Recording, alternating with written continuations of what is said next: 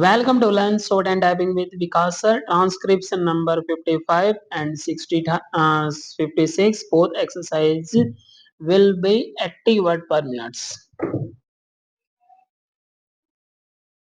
Start. As far as Khadi is concerned, my own practical experience is that the Khadi board does not have sufficient number of centers, especially in the areas which are the most backward. For instance, in the Sundarbans area, which has only one crop a year and which is actually very poor and backward as far as industrialization goes, we find hardly any centers, either purchasing or training centers. The other thing we note is that the individual who is spinning at home does not know where to take the yarn because there is no publicity or propaganda to help the individual spinners to go and sell their yarn, with the result that although large amounts of subsidy are being given by government, it is not going to help the of the majority of those who are today wanting some form of cottage industry employment. That is why I feel that it is very necessary, essential now that it is being done on a national scale, that government purchasing and training centers should be opened in the areas which are most backward so that we may not notice this type of shortfall at a time when in every village to which you go, the women, especially the agricultural laboring women, crowd round you and ask you how you are going to give them some form of employment. The other thing I want to stress is the question of village industries. This is especially a thing in which a certain amount of research is also required. In these areas, I am afraid nothing has been done, although we approach the industries department again and again. Nobody in the village knows who is the competent authority to tell them how to approach government for help, for research, for the result of research, for production centers, for training, or for marketing. If we go to the subdivisional officer, he is not able to tell us the whole thing is in such a state of flux that actually the money which is being given is not being utilized by the people who are starving due to unemployment. Some of them have the technical skill also.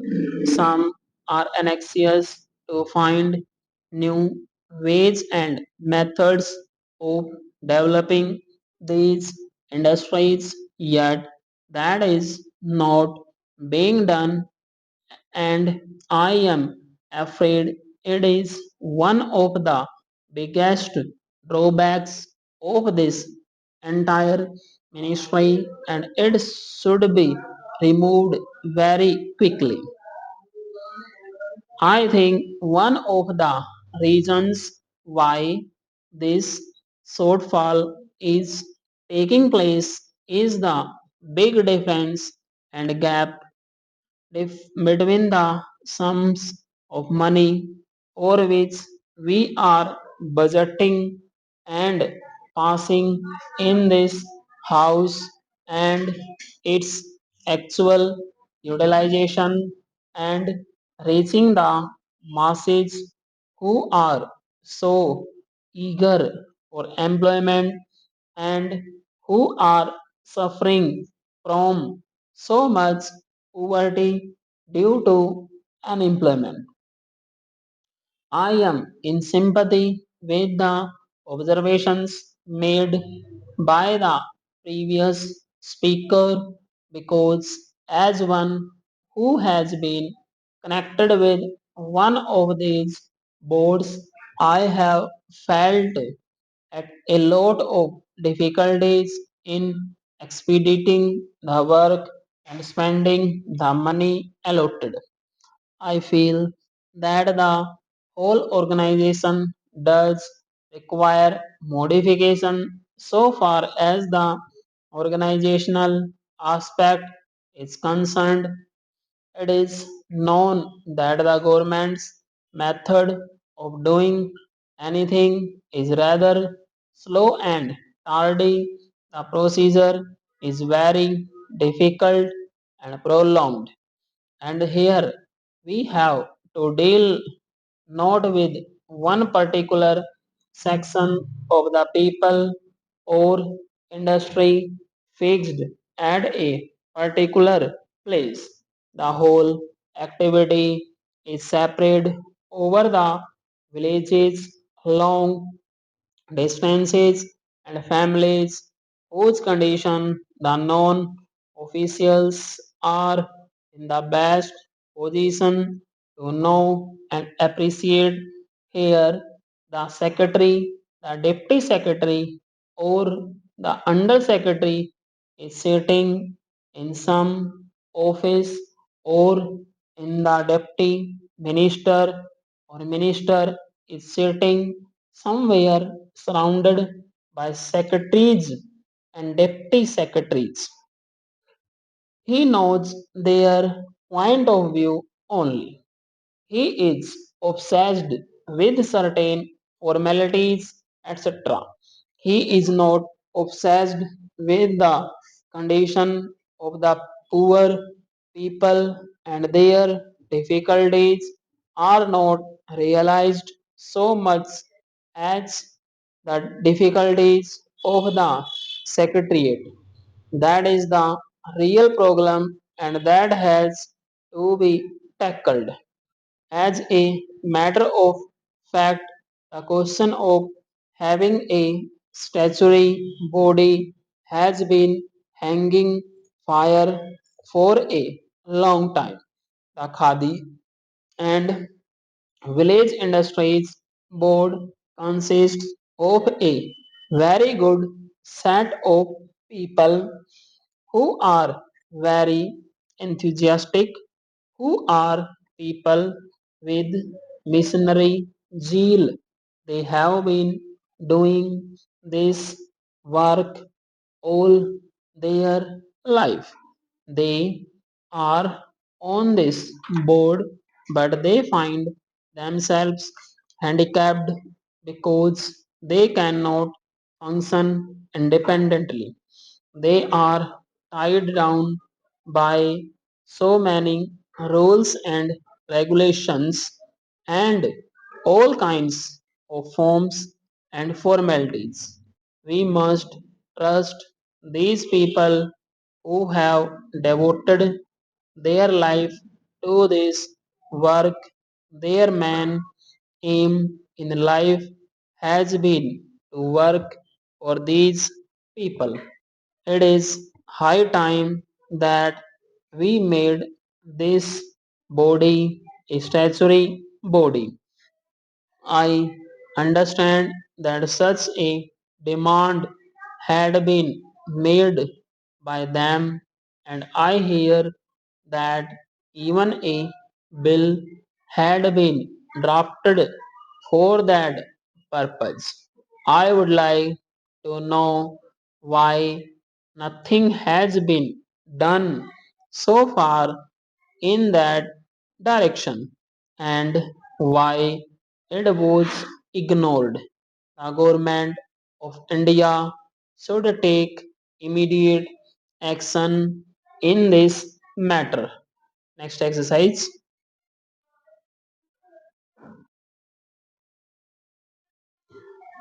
Madam Chairman, I am glad that we are having a debate on the European Common Market. I wish that it had taken place earlier. Had Parliament been in session when the Minister of Aviation of the UK visited Delhi, it would have had an opportunity for arming government with its views, this helping it in formulating a statement, but at any rate dictating to the world at large that Parliament is fully behind the Finance Minister in the statement that he has made. The statement that has been made by the Finance Minister is admirable both in content and in tone. The problems that face us as a result of the emergence of the common market of Europe cannot be bypassed. Whether we like it or not, the future is with continental economies and the emergencies of the European common market of Europe is one of the steps in this direction. No one can deny the stakes that we have in the matter of entry of the United Kingdom into the common market of Europe. I have done some research into the actual position of our trade, and I think it would perhaps help the House to estimate the magnitude of the problem that is facing us. We are importing 35% of our imports from Western Europe, including UK. We are exporting about 40% of our goods to this area. We have a large interest in the outcome of UK's entry into the common market and the terms on which she proposes to enter into the common market. In the present circumstances, we cannot visualize what the terms will be, but we know that our stakes are great and we have already indicated our deep interest in the terms which the UK would be able to negotiate. Stop. But having made our standpoint clear, it would be unbecoming of us to do anything else except to be prepared for all eventualities. Stop. I want the House to realize that while undoubtedly this is a great silence, we ought to be prepared and not content ourselves with giving expression to certain views which might give the impression to the outside world that we are in a state of panic. To suggest, for instance, that the pattern of our trade should be changed overnight is not realistic. A changeover in trade is no solution. My honorable friend Sri Krishna Reddy pointed out that our balance of payments was most unfavorable with Germany. I know that it has been unfavorable, and while partly this is due to Germany imposing very high tariffs, let us realize that we have had to depend for aid and capital from the developed countries, notably Germany, and as such, our balance of payments is bound to be unfavorable. It has been recommended by my friend that we ought to think of the pattern of trade being changed so that the Eastern Europe countries might be our main customers. Before us, the advantages of rupees credit and rupee payments are daggled. Stop. I only want to sound a note of caution. While it is true that from the point of view of our immediate difficulties, rupee payments offer a solution in the sense of important not being a current draft on our foreign exchange resources.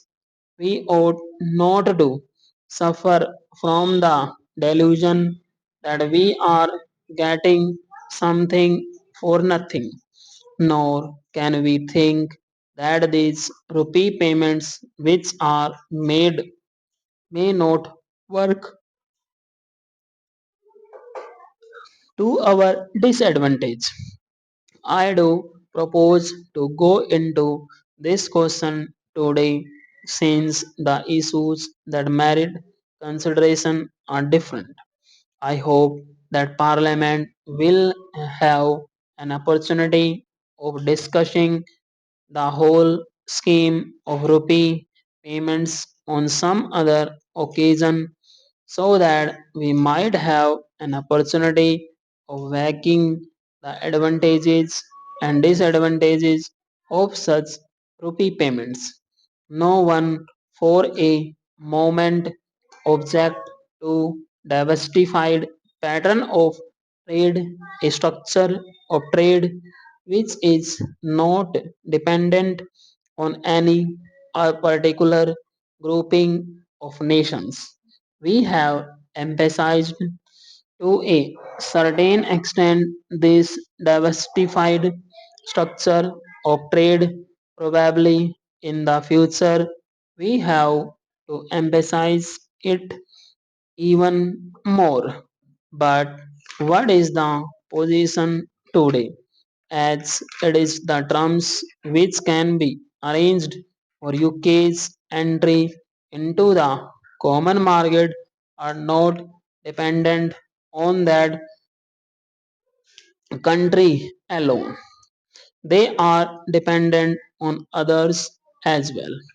This is the position which we face. We should now find out how best we can line with this situation. There is one thing which has to be affirmed on this question. I hope Parliament will affirm it because there is a danger of our overlooking it to the extent that we suffer by the new groupings in Europe. The moral responsibility of those countries to compensate us is all the greater. This would be informative with the trend of modern things.